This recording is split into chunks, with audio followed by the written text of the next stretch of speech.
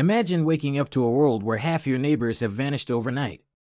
Streets are deserted, churches echo with silence, and fear grips every household. This isn't a scene from fiction, it's Europe in the grip of the Black Death, the most devastating pandemic in human history. But beyond the horror, the Black Death would reshape Europe in ways no one could have predicted.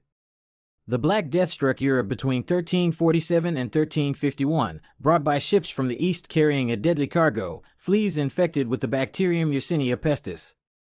Within months, the plague swept through cities and villages, killing with terrifying speed. Symptoms included swollen lymph nodes, fever, vomiting, and within days, death for most victims. Historians estimate that up to one-third, some say as much as half, of Europe's population died in just a few years.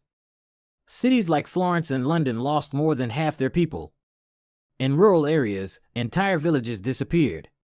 The death toll was so high that in some places, it took over a century for populations to recover.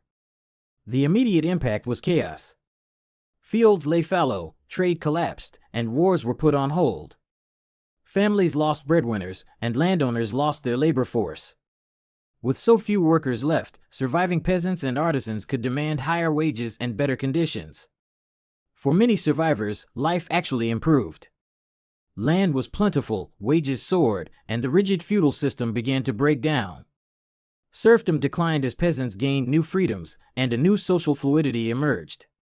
In England, for example, peasants who once toiled under harsh conditions found themselves in a golden age of opportunity, at least for a time. The trauma of the Black Death left deep psychological scars. Art and literature became obsessed with death and the afterlife. Grim reapers, skeletons, and scenes of judgment appeared in paintings and sculptures across Europe. The church, once the spiritual anchor of society, saw its authority challenged.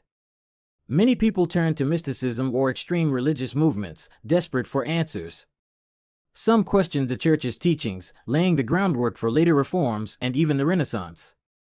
With no understanding of germs or disease, people searched for someone to blame. Jews and other minorities became scapegoats, accused of poisoning wells and spreading the plague.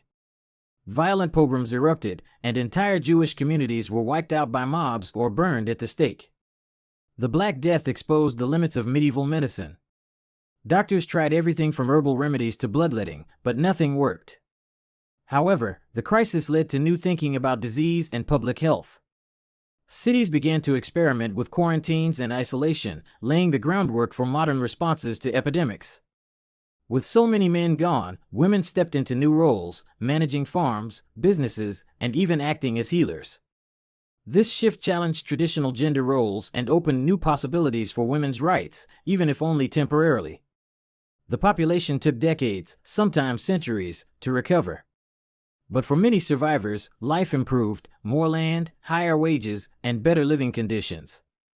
The trauma of the Black Death shattered old systems and inspired new ideas. Europe entered a period of innovation and change, the Renaissance, fueled by a desire to understand and control the world. The Black Death didn't just change Europe. It disrupted global trade routes, ended the medieval world system, and pushed European nations to seek new paths to the east, eventually leading to the Age of Exploration. The Black Death was a tragedy on an unimaginable scale, but it also transformed Europe. It broke down old hierarchies, changed economies, and left a legacy that still shapes our world today. From devastation came transformation, and the echoes of the Black Death are still felt in our society, culture, and even our responses to pandemics. History's deadliest pandemic. Lasting impact.